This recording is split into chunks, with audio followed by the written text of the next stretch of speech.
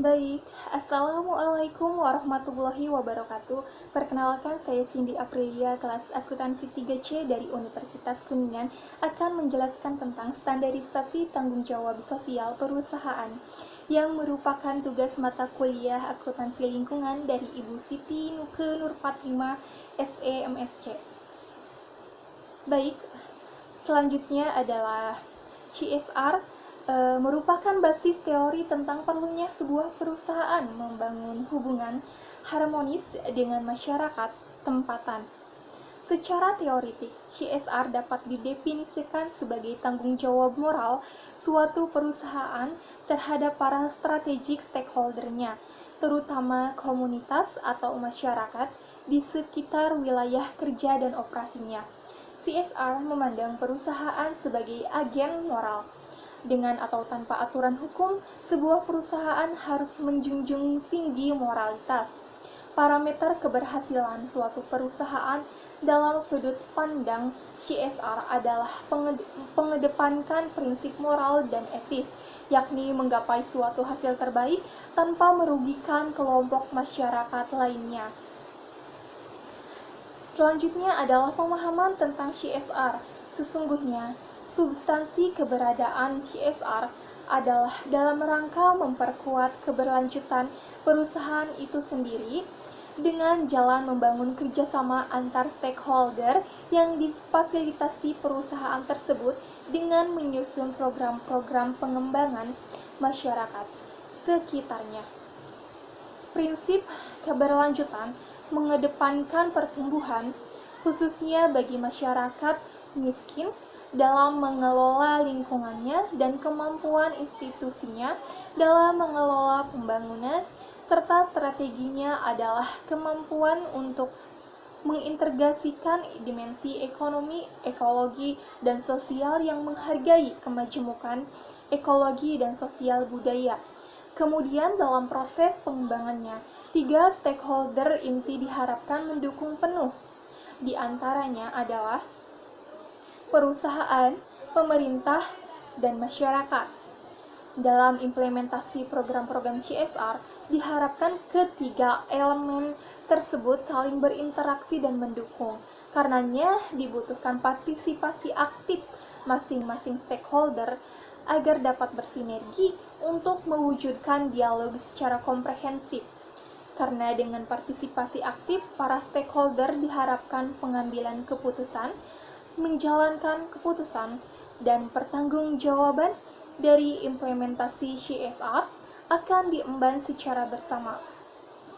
CSR sebagai sebuah gagasan, perusahaan tidak lagi dihadapkan pada tanggung jawab yang berpijak pada single bottom line, yaitu nilai perusahaan, corporate value yang direfleksikan dalam kondisi keuangannya atau finansial saja, tapi tanggung jawab perusahaan harus berpijak pada triple bottom lines. Di sini, bottom lines lainnya selain finansial juga adalah sosial dan lingkungan. Prinsip-prinsip dasar tanggung jawab sosial yang menjadi dasar bagi pelaksanaan yang menjiwai atau menjadi informasi dalam pembuatan keputusan dan kegiatan tanggung jawab sosial menurut ICO 26,000 meliputi kepatuhan kepada hukum, menghormati instrumen atau badan-badan internasional. Ketiga itu menghormati stakeholder dan kepentingannya. Keempat adalah akuntabilitas. Dan kelima adalah transparansi. Keenam, perilaku yang beretika. Ketujuh, yaitu melakukan tindakan. Kedelapan, yaitu menghormati dasar-dasar hak asasi manusia. Selanjutnya adalah praktek-praktek CSR. Penerapan CSR di perusahaan akan menciptakan iklim saling percaya di dalamnya, yang akan menaikkan motivasi dan komitmen karyawan. Pihak konsumen, investor, pemasok, dan stakeholder yang lain juga telah terbukti lebih mendukung perusahaan yang dinilai bertanggung jawab sosial, sehingga meningkatkan peluang pasar dan keunggulan kompetitifnya. Dengan segala kelebihan itu, perusahaan yang menerapkan CSR akan menunjukkan kinerja yang lebih baik serta keuntungan dan pertumbuhan yang meningkat. Memang saat ini belum tersedia formula yang dapat memperlihatkan hubungan praktik CSR terhadap keuntungan perusahaan, sehingga banyak kalangan dunia usaha yang bersikap skeptis dan menganggap CSR tidak memberi dampak atas prestasi usaha, karena mereka memandang bahwa CSR hanya merupakan komponen biaya yang mengurangi keuntungan. Praktek CSR akan berdampak positif jika dipandang sebagai investasi jangka panjang, karena dengan melakukan praktek CSR yang berkelanjutan, perusahaan akan mendapat tempat di hati dan izin operasional dari masyarakat, bahkan mampu memberikan kontribusi bagi pembangunan berkelanjutan. Baik, selanjutnya adalah praktek CSR di mancanegara. Di tingkat internasional, ada banyak prinsip yang mendukung praktik CSR di banyak sektor, misalnya Equator Principle yang diadopsi oleh banyak lembaga keuangan internasional untuk menunjukkan bahwa bisnis mereka bertanggung jawab di level internasional. Perusahaan sebenarnya bisa menerapkan berbagai standar CSR seperti pertama, Accountability AA1000 standar yang berdasar pada prinsip triple bottom line, Profit, People, Planet yang digagas oleh John Elkington. Kedua, Global Reporting Initiative GRI, panduan pelaporan perusahaan untuk mendukung pembangunan berkesinambungan yang digagas oleh PBB lewat Coalition for Environmentally Responsible Economies dan UNEP pada tahun 1997.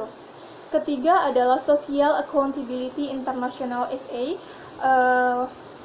SICA 1000 Standard. Keempat, ICAO Environmental Management Standard. Kelima, kemudian ICAO 26000. Kesadaran tentang pentingnya mengimplementasikan CSR ini menjadi tren global seiring dengan semakin maraknya kepedulian masyarakat global terhadap produk-produk yang ramah lingkungan dan diproduksi dengan memperhatikan kaidah-kaidah sosial dan prinsip-prinsip hak asasi manusia. Bank-bank di Eropa menerapkan kebijakan dalam pemberian pinjaman hanya kepada perusahaan yang mengimplementasikan CSR dengan baik. Tren global lainnya dalam pelaksanaan CSR di bidang pasar modal adalah penerapan indeks yang memasukkan kategori saham-saham perusahaan yang telah mempraktikkan CSR.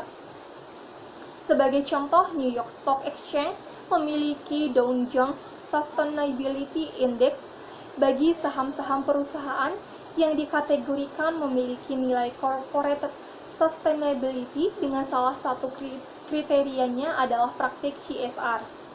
Implementasi CSR di beberapa negara bisa dijadikan referensi untuk menjadi contoh penerapan CSR. Australia, Kanada, Prancis, Jerman, Belanda, Inggris, dan Amerika Serikat telah mengadopsi Code of Conduct CSR yang meliputi aspek lingkungan hidup, hubungan industrial, gender, korupsi, dan hak asasi manusia. Di beberapa negara dibutuhkan laporan pelaksanaan CSR, walaupun sulit diperoleh kesepakatan atas ukuran yang digunakan untuk mengukur kinerja perusahaan dalam aspek sosial. Sementara aspek lingkungan, apalagi aspek ekonomi, memang jauh lebih mudah diukur. Selanjutnya adalah praktek CSR di Indonesia. Salah satu bentuk dari tanggung jawab sosial perusahaan yang sering diterapkan di Indonesia adalah community development. Perusahaan yang mengedepankan konsep ini akan lebih menekankan pembangunan sosial dan pembangunan kapasitas masyarakat, sehingga akan menggali potensi masyarakat lokal yang menjadi modal sosial perusahaan untuk maju dan berkembang. Selain dapat menciptakan peluang-peluang sosial ekonomi, menyerap tenaga kerja dengan kualifikasi yang diinginkan.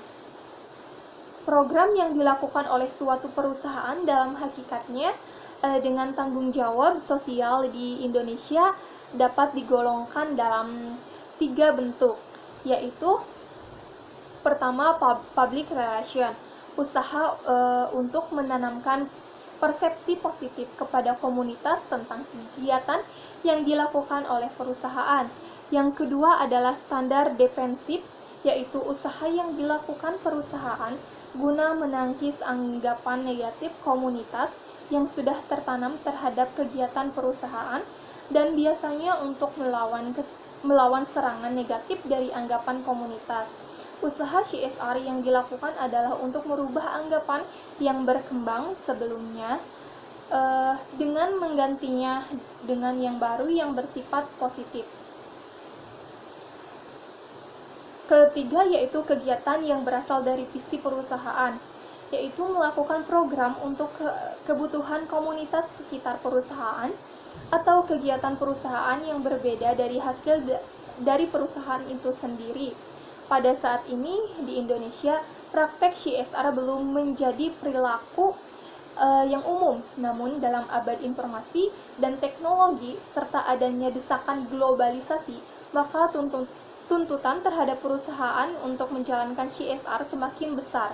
Tidak menutup kemungkinan bahwa CSR menjadi kewajiban baru standar bisnis yang harus dipenuhi seperti layaknya standar ISO, dan diperkirakan pada akhir tahun 2009 mendatangkan akan diluncurkan ISO 26000 on social responsibility, sehingga tuntutan dunia usaha menjadi semakin jelas akan pentingnya program CSR dijalankan oleh perusahaan apabila menginginkan keberlanjutan dari perusahaan tersebut.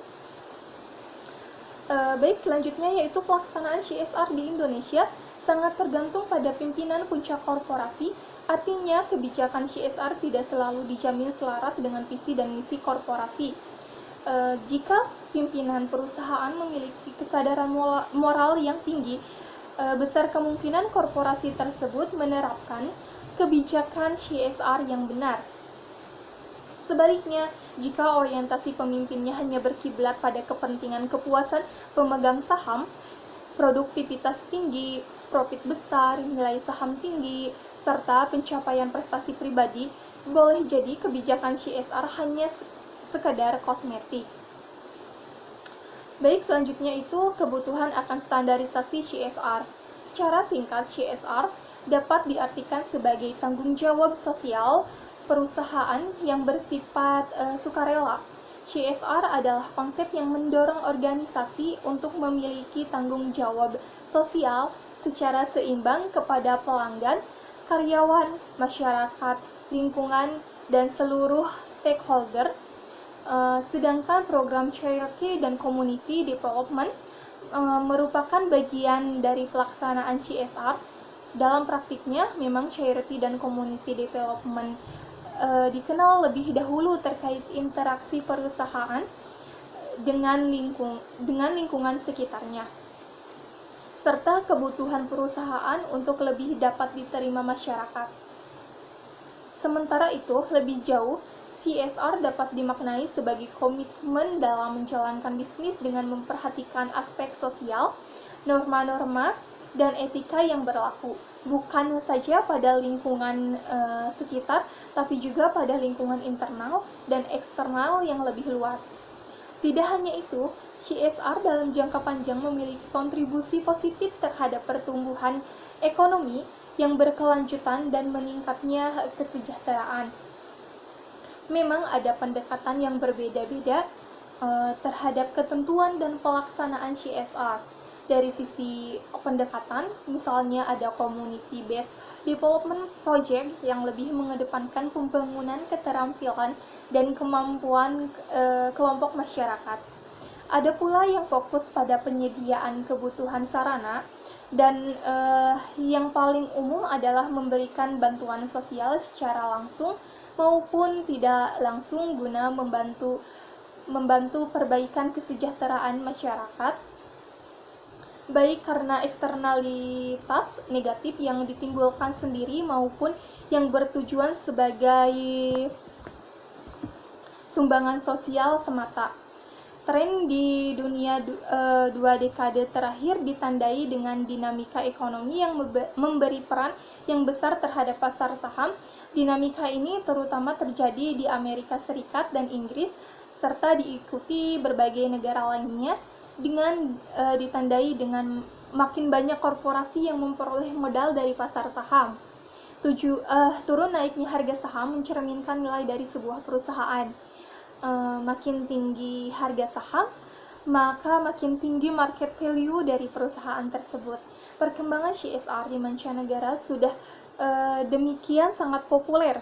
Di beberapa negara, bahkan CSR digunakan sebagai salah satu indikator penilaian kinerja sebuah perusahaan dengan dicantumkannya informasi CSR dicatat laporan keuangan perusahaan yang bersangkutan.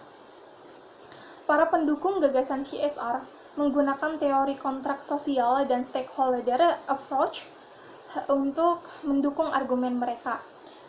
Di bawah teori kontrak sosial, perusahaan ada karena persetujuan dari masyarakat. Corporation exist then only by a social promotion. Konsekuensinya, perusahaan harus melibatkan masyarakat dalam melaksanakan dalam menjalankan operasi bisnisnya. Selanjutnya adalah standarisasi pelaksanaan CSR di Indonesia. Secara umum, prinsip-prinsip yang berlaku dalam bisnis yang baik sesungguhnya tidak bisa dilepaskan dari kehidupan kita sebagai manusia. Dan prinsip-prinsip ini sangat erat terkait dengan sistem nilai yang dianut oleh masing-masing masyarakat.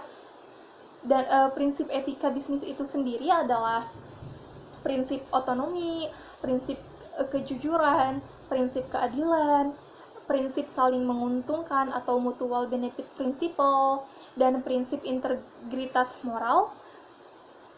Bagi masyarakat, praktik CSR yang baik akan meningkatkan nilai tambah adanya perusahaan di suatu daerah karena akan menyerap tenaga kerja, meningkatkan kualitas sosial di daerah tersebut. Pekerja lokal yang diserap akan mendapatkan perlindungan akan hak-haknya sebagai pekerja.